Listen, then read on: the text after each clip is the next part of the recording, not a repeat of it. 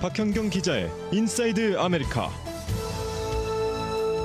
네, 비가 또 내리고 있습니다. 오늘과 내일을 마지막으로 당분간 비는 내리지 않을 것으로 예상은 되고 있습니다만은 지난 몇 달간 지속된 우기 동안에 캘리포니아주 전체는 얼마나 많은 양의 비가 내렸는지 알아보도록 하겠습니다.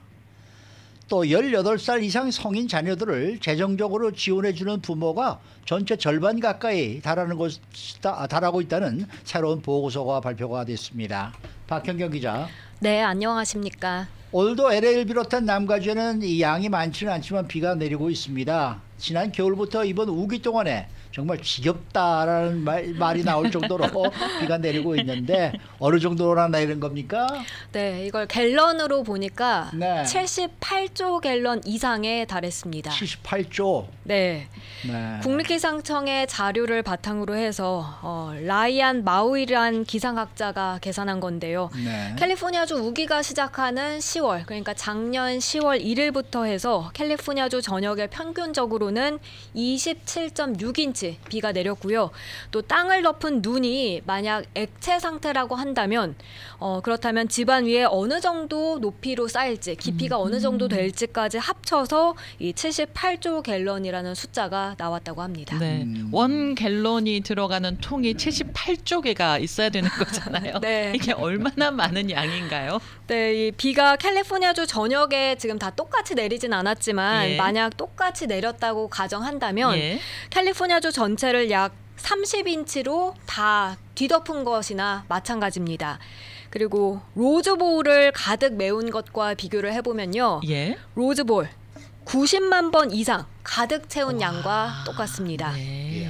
또 올림픽 규격 수영장 1억 1,000만 개 이상을 가득 채운 것이고요. 예. 레이크타워 전체를 2번 메운 것이나 어마어마하네요. 마찬가지라고 생각하면 됩니다. 네, 이렇게 비가 많이 내린 게 지금 캘리포니아 주 역사상 가장 많은 비가 내린 겨울이다.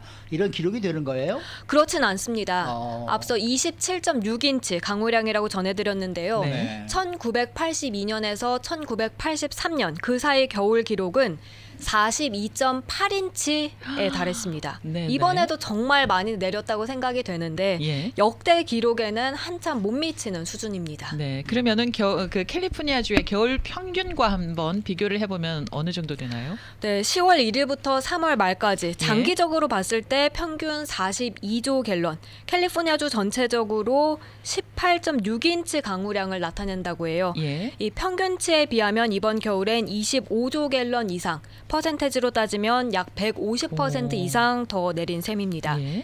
뿐만 아니라 지난 몇 해 동안 캘리포니아주는 극심한 가뭄에 시달리지 않았습니까? 그렇죠. 네. 이렇게 건조했던 때와 비교를 해보면 확실히 더 크게 차이가 벌어집니다. 예를 들어 지난해의 경우 캘리포니아주 수자원국에 따르면 평균 76% 강우량에 불과했었는데 네. 이번엔 평균을 넘어서서 150% 수준인 겁니다. 네.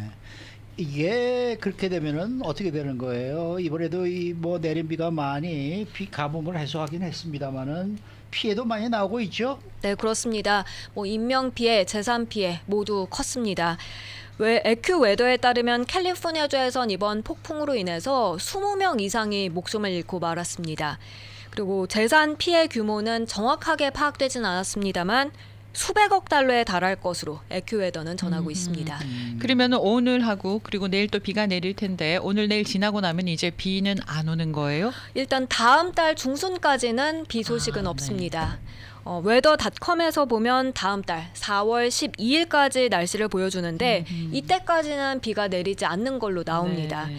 다음 주 목요일인 4월 6일 비 내릴 확률 24%로 이때까지 중에 가장 높은 걸로 나오긴 하지만 예. 그래도 대체로 맑다고 뜹니다. 그리고 다음 주 일요일인 4월 10일부터는 70도대 낮 기온을 보이는 걸로 나오고 있습니다. 슬쩍 더워지겠네요. 네. 자, 다음 소식입니다. 미국에서 성인 자녀에게 재정적인 지원을 해주는 부모가 얼마나 되는지 또 새로운 그러한 이 보고서가 나왔다는데 어떻습니까? 네, 18살 이상 성인 자녀들을 재정적으로 조금이라도 도와주는 부모는 전체 절반가량에 달합니다. 네. savings.com이라는 곳에서 다 큰 성인 자녀가 최소 1명 이상 있는 미국인 1000명 정도 그 이상을 대상으로 조사를 벌였는데요. 조사 결과 전체 45% 부모들이 다 큰 자녀 적어도 1명 이상을 지원해주고 있는 것으로 조사됐습니다. 네, 18살 이상의 성인 자녀들이라고 했는데 구체적으로 어느 나이대가 부모의 도움을 어떻게 얼마나 받고 있는지 비율이 나온 게 있습니까? 네, 가장 많은 비율은 20살에서 24살 사이였습니다. 예. 이 가운데는 전체 52% 정도가 도움을 받는 걸로 나타났습니다. 이어서 25살에서 29살 사이 17%였고요. 예. 그리고 18살에서 19살은 13%, 그리고 30살에서 34살 사이 8%, 그리고 마지막으로 35살 이상 여기도 11% 나타났습니다. 세대별로 따지면 밀레니얼 세대들이 가장 비중이 네. 컸습니다. 부모로부터 도움을 받는 밀레니얼 세대 전체 31%로 조사됐습니다. 한 달에 얼마나 많은 돈을 지원해주고 있는 거예요? 한 달 평균 1,400달러 이상 지원을 해주고 이거 있습니다. 많네요. 많이 지원해주죠. 정확하게는 1,442달러입니다. 어떤 부문을 이렇게 도와주는지도 알아봤는데요. 그로서리, 그리고 휴대전화 요금, 렌트비나 모기지 등이 가장 흔하게 도와주는 부분이었습니다. 이 밖에 21% 부모들은 자녀의 학자금 대출 도와주고 있었고요. 네. 이는 한 달 평균 245달러로 집계됐습니다. 그러면 이 가운데서 가장 많이 도와주는 부분은 어떤 부분입니까? 그로서리, 음식이었습니다. 음식, 네. 네, 자녀를 재정 지원해주는 전체 부모 76%가 이 식료품 사주는 걸 도와줬는데요. 이렇게 도와주는 비용은 한 달 평균으로 봤을 땐 172달러였습니다. 그 다음으로 많은 63% 부모들은 휴대전화 요금 도와주고 네. 있었습니다. 이건 한 달 평균 62달러 정도였고요. 이거는 안 도와줄 수가 없는 게요. 연동이 돼 있단 말입니다. 패밀리 플랜으로. 네, 그러니까 그래서 도와주는. 그냥 그거 뭐 해봐야 100불 정도 뭐 이렇게 나올 텐데 그것도 야 다시 오히려 돌려줘. 그리고 더 그러니까 싸게 먹히니까. 네네. 그런 것도 다 자녀들의 플랜에 플랜에 부모가 끼어 들어가야 되는데 부모의 플랜에 자녀들이 끼어 들어오고 있으니 이게 문제라는 그게 말입니다. 왜 그러냐면은 부모는 2명이잖아요. 자녀는 1명인 경우가 많아요. 그래서 그런 현상이 일어나지 않나 싶어요. 네. 그렇지만 가장 금액면으로 봤을 때 컸던 건 이제 학교 등록금 또는 학교 이제 다니면서 들어가는 그런 비용이었습니다. 네. 전체 39% 부모들이 여기에 한 달 평균 870달러 지원해주고 있고요. 오, 네. 그 다음 많은 건 렌트비 또는 모기지입니다. 전체 56% 부모들이 한 달 평균 806달러 지원해주고 있습니다.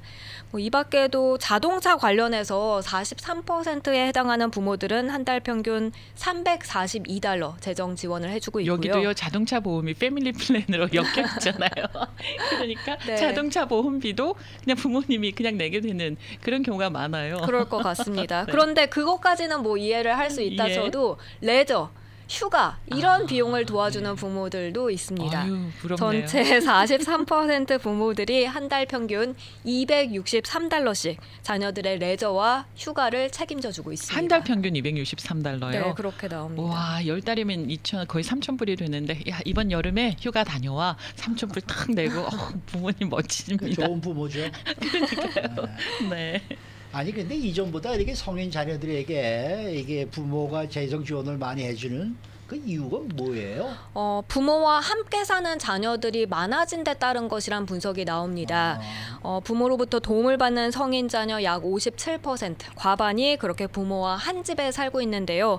그렇게 한 집에 살다 보니 자연스럽게 돈 관리도 따로 하지 않게 된다는 겁니다.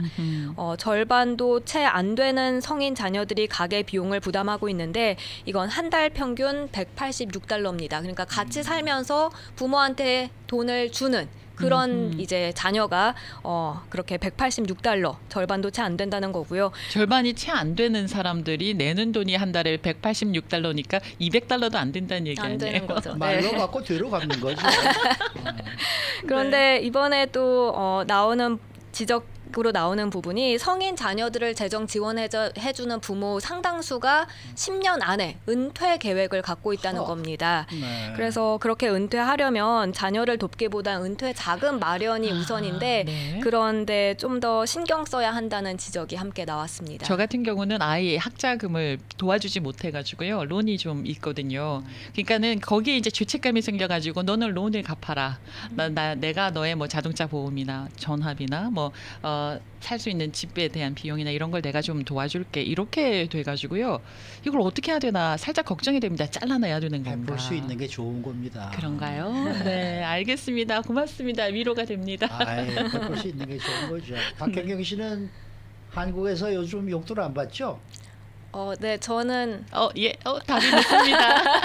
아니 예전에 저희 라디오 코리아 맨 처음에 들어올 때 네. 그때는 한국에서 어느 정도 도움을 내가 받은 걸로 알고 있는데 맞아요. 네. 그때는 당시 받았었는데 네. 지금은 받고 있진 않고 대신에 휴가 때 한국에 이제 나가게 되면 그때는 엄마 많이 아빠 마음 쓰니까. 네, 돈을 쓰고 있습니다. 다 쓰시겠죠.